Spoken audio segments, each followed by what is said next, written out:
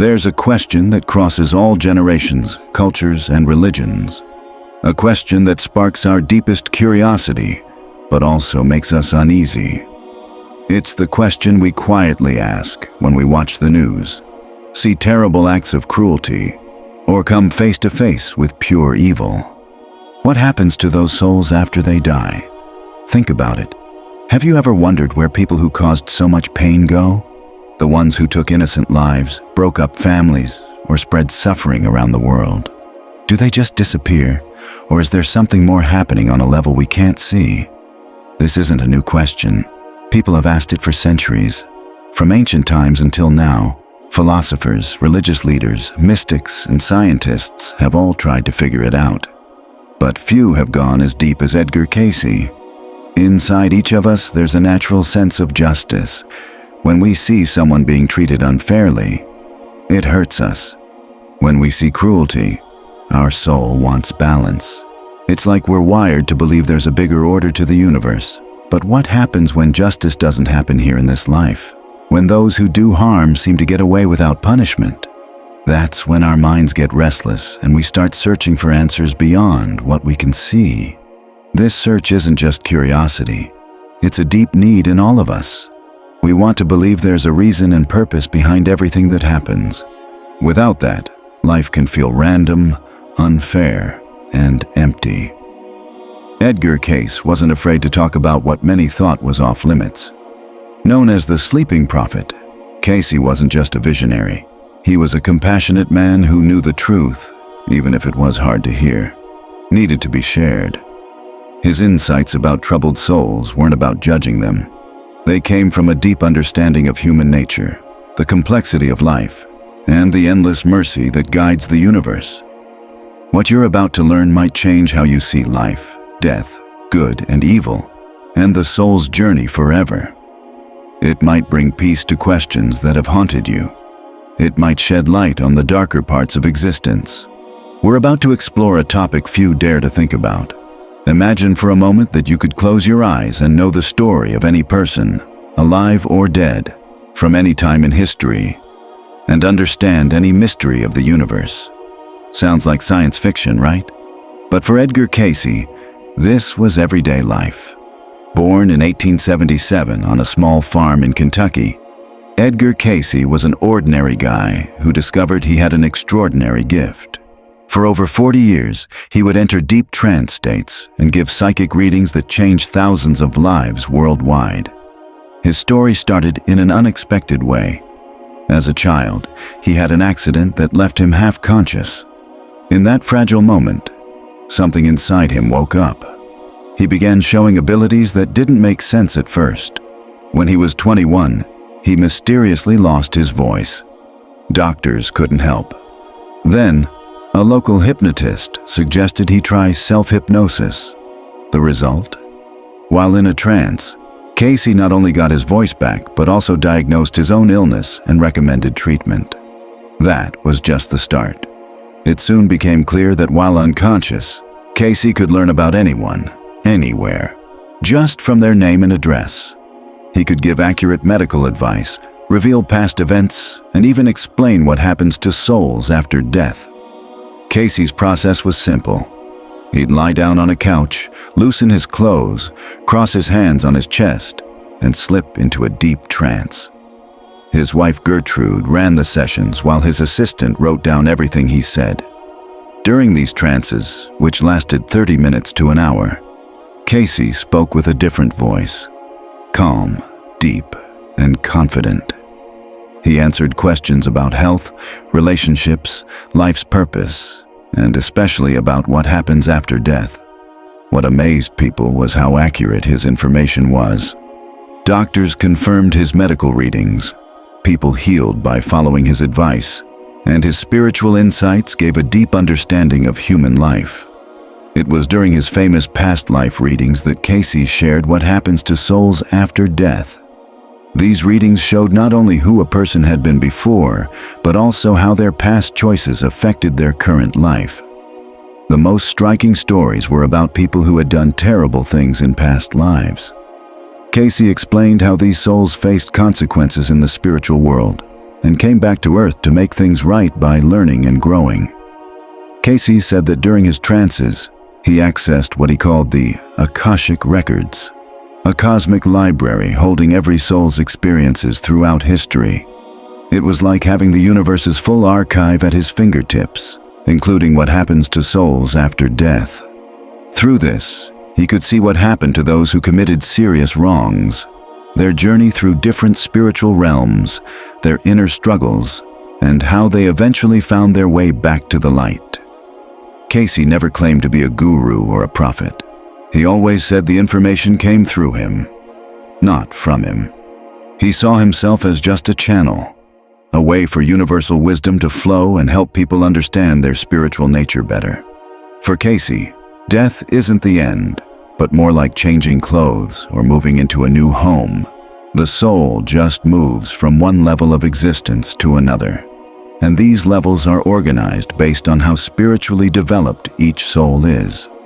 In Cayce's readings, we learn that there are different dimensions connected to the planets in our solar system. Not the physical planets, but spiritual versions of them. These are places where souls grow and develop specific qualities. Mercury is where the mind and communication grow. Venus is about love and compassion. Mars is where courage and determination are strengthened.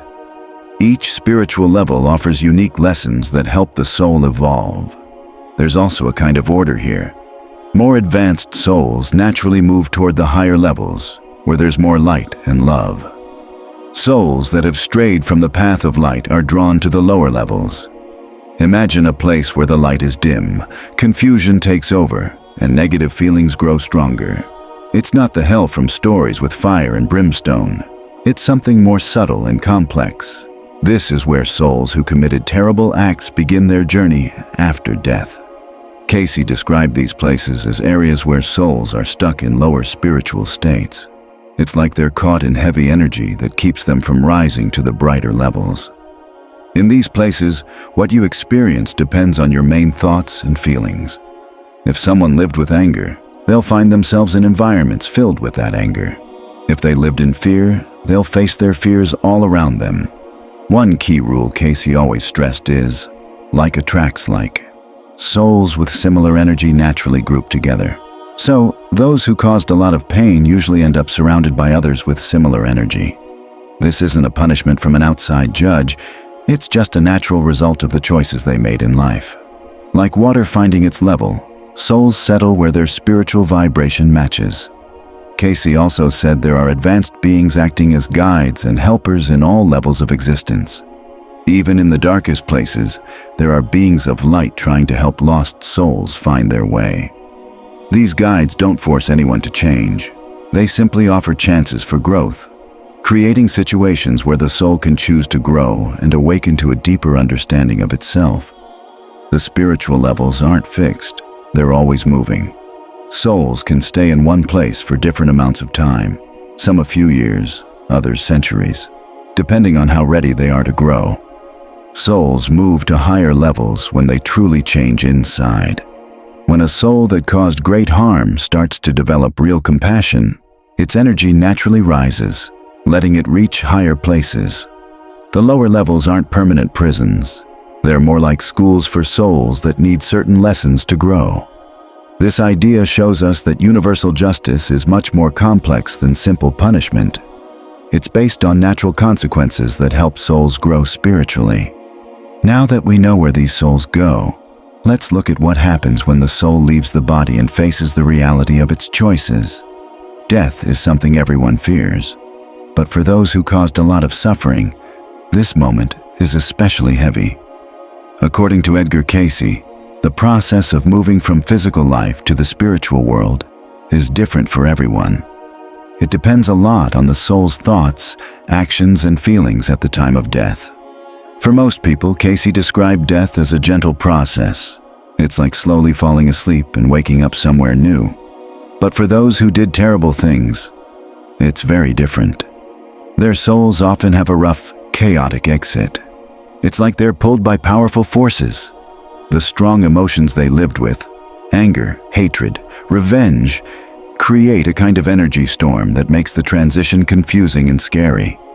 Imagine waking up from a bad dream but not knowing if you're still dreaming or awake. That's what many of these souls feel at first. They're totally confused about where they are and what's happening. At death, the soul faces all its actions at once. It's like opening a huge book filled with every moment of cruelty, every choice to hurt instead of love. For souls that cause death and destruction, this is even more intense. They don't just remember what they did, they actually feel the pain they caused, seeing it through the eyes of their victims. They experience the fear, the sadness, the suffering they brought to others. Cayce called this the expanded life review. It's not just looking back, it's reliving the full impact of their actions.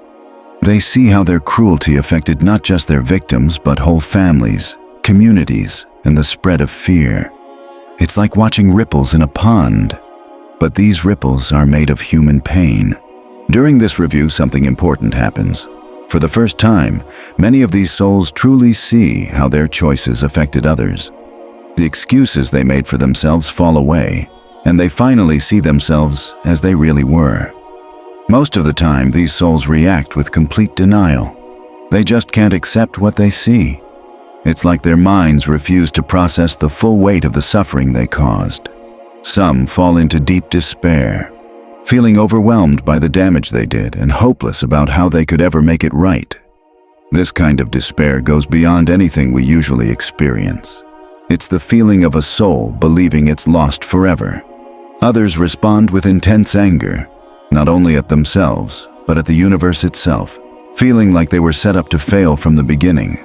Right after death, these souls often find themselves completely isolated. Their energy is so off that they naturally push away more peaceful energies. It's like they're trapped inside a bubble of chaotic energy, unable to connect with beings of light or even other souls until they calm down. This isolation isn't a punishment from outside. It's just the natural result of the energy they created through their life choices.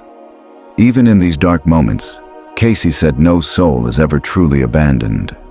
There are special guides who work with souls in extreme distress. These helpers don't rush in.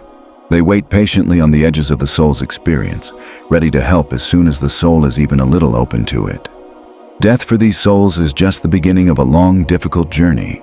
It's when they first face the full truth of their choices, but it's also the first step toward healing and redemption.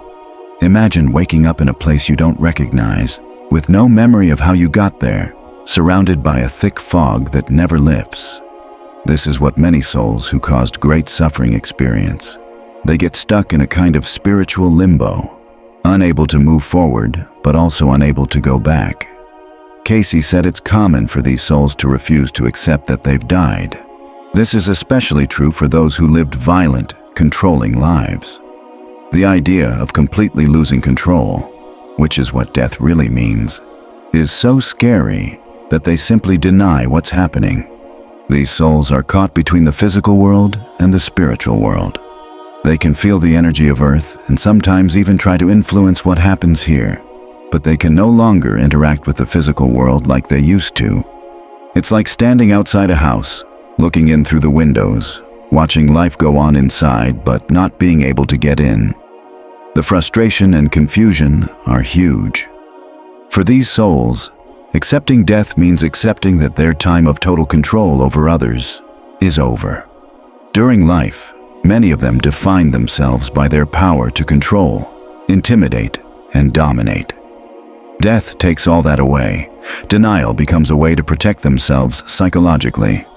It's easier to believe they're just confused for a while than to face the truth that their old way of living is gone forever. Some even create detailed mental stories where they're still alive, still powerful, still able to affect the physical world as they want. They stay stuck in these fantasies for years, even decades or centuries in earthly time.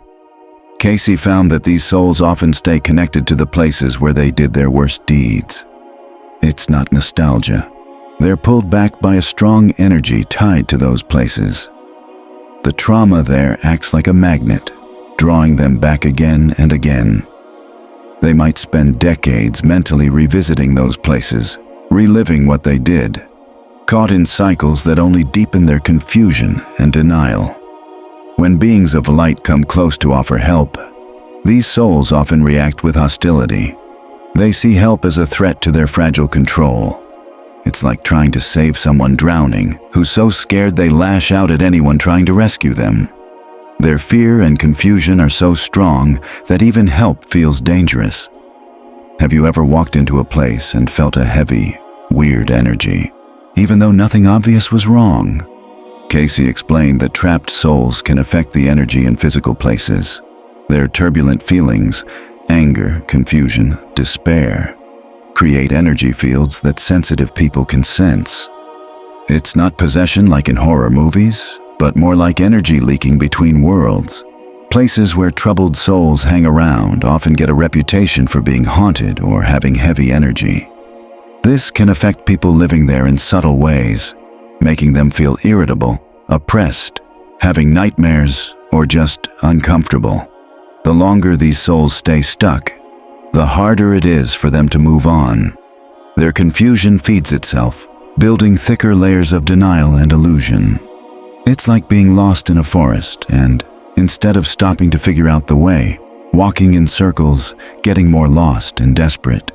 With every step, it gets harder to find the way out. Some of these souls even develop what Cayce called spiritual amnesia. These souls actually forget who they were in their physical life, holding on only to their strongest emotions and habits. One of the best ways to reach these trapped souls is through loved ones who have already passed on and moved forward spiritually. Family members who died before them and grew spiritually often get permission to try to help. These meetings are delicate and complicated. The loved one has to approach with lots of patience and love, slowly helping the lost soul accept the truth of their situation. Sometimes it's seeing a child, a mother, or a father who's found peace that finally breaks through the lost soul's denial. Accepting that they've died is just the first step. It's when they stop fighting reality and start asking, "What now? What happens to me?" At that moment, even if it's small, true spiritual guides can finally come close. That's when the real journey of healing and growth begins. Forget everything you've heard about hell from old stories. There are no horned demons, no burning fires, no physical torture. What Edgar Cayce described about the lower planes is much more subtle and deeper than the usual ideas of eternal punishment. In these lower places, reality is shaped by the combined thoughts and feelings of the souls there. If anger ruled your life, you'll find yourself in a place filled with that same energy. If fear dominated you, your surroundings will reflect that fear. It's like living inside your own mind, where your darkest thoughts and feelings become your world. There's no escaping through distraction or entertainment. You're fully surrounded by the energy you created during your life. Imagine waking up every day in a place that perfectly matches your most troubled state of mind. The colors are dull, the sounds are harsh, and the air feels heavy with unresolved emotions. It's not that divine light has been taken away as punishment. It's that the soul's current energy just can't connect with higher, lighter frequencies. The darkness isn't forced on them from outside. It's the natural result when a soul turns completely away from the source of light. It's like closing your eyes tightly on a bright sunny day. This absence of light isn't forever, but it can last a very long time, sometimes decades or even centuries, depending on how willing the soul is to open up and grow. One interesting thing about these places is that souls with similar energies tend to group together. Those who lived violent lives find themselves with others who share similar patterns.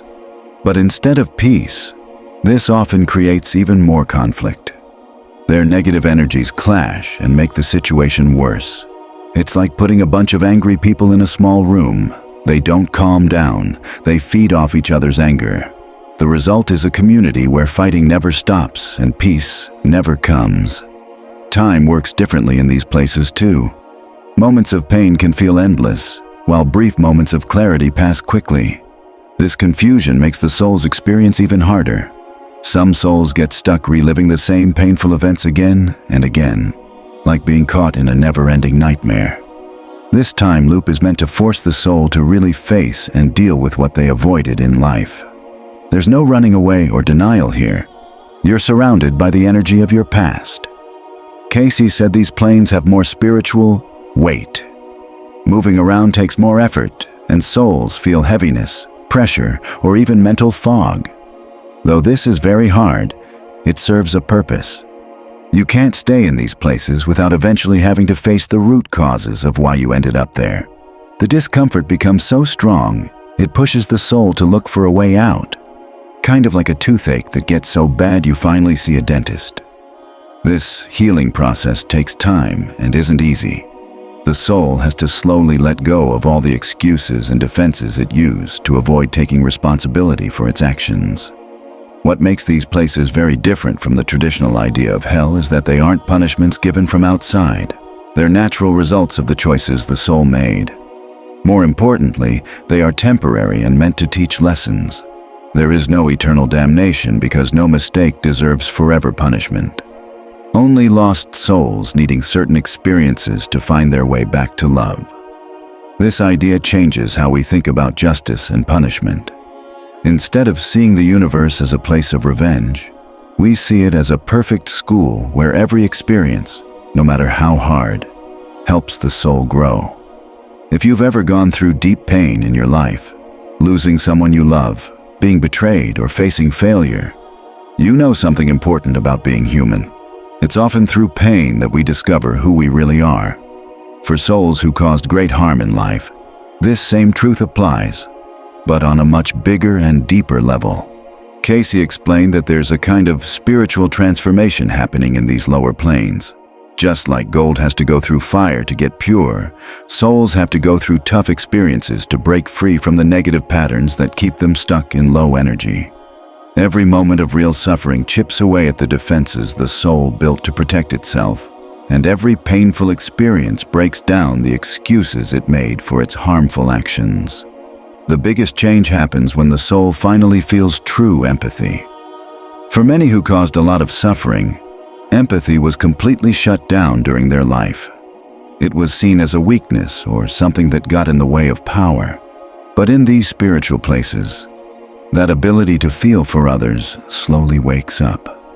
The soul starts to truly feel, not just think about, the effects of what it did, not just in its head, but deep in its heart and spirit. Imagine realizing for the first time what it really means to care about someone else's pain. For souls who lived selfish lives, this is a shock that shakes everything they believed about themselves. Cayce also said different types of cruelty need different lessons. Those who took lives have to learn the sacred value of life. Those who caused fear have to face extreme vulnerability. Those who tortured others have to understand just how much pain they caused. There's a key moment Cayce called breaking down. This is when the soul finally stops fighting the truth and fully surrenders to the healing process. It's like when a proud person admits they need help, or an addict finally admits they've lost control. This moment of humility is the start of real healing. During this process, the soul doesn't just remember its past, it relives the pain emotionally, seeing it both from its own point of view and from the victim's perspective. This deeper understanding can't be learned through thinking alone. It comes from experiencing it fully. The soul finally sees not only what it did, but how it felt to do it, how the victims felt, and how those actions affected the whole web of life. The purpose of this healing is to prepare the soul to move up to higher spiritual levels. When the soul completes this process, it stops causing harm and even starts helping to heal others. Its energy changes, allowing it to reach new planes where it can keep growing. What's amazing about Cayce's description is how perfectly designed this system is. There's no pointless suffering or random punishment. Every experience, no matter how hard, serves to help the soul find its way back to love. It's a system that's both perfectly fair and infinitely kind. Each soul gets exactly what it needs to grow. Nothing more, nothing less. Now, here's the most hopeful and powerful part of Cayce's teaching. No soul is ever lost forever. Even those who cause the worst suffering have the chance, and eventually the certainty, of redemption.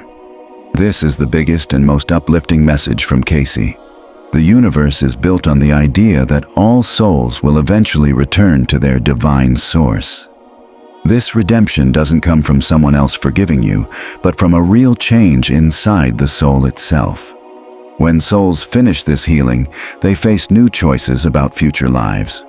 Karma isn't punishment, it's a kind of divine education. For example, someone who took lives might choose to be born again where they save lives. Someone who spread fear might come back to protect and bring safety. Cayce talked about karmic contracts, agreements souls make before coming back to balance past actions. A soul might be born into a family whose ancestors were its victims, not to be punished, but to serve and heal through love. In his readings, Cayce shared stories of souls who finished their cycles of healing. Criminals from past lives became healers. Tyrants became protectors of the weak. The pattern is clear. The more harm caused, the greater the potential to become a source of healing. Souls still stuck in these lower planes can affect our world too. Places with heavy energy, sudden bursts of violence, or feelings of oppression might be signs of troubled spirits nearby. According to Cayce, the best spiritual protection is raising our own energy. Keeping loving thoughts, practicing gratitude, and showing compassion naturally push away negative influences. The final message Cayce shared is truly life-changing. We need to have compassion even for the worst people, because behind every cruel act is a soul lost on a very hard learning journey. This doesn't mean we excuse bad behavior or ignore justice on earth. It means understanding that behind every act of cruelty is someone who has lost touch with their own humanity.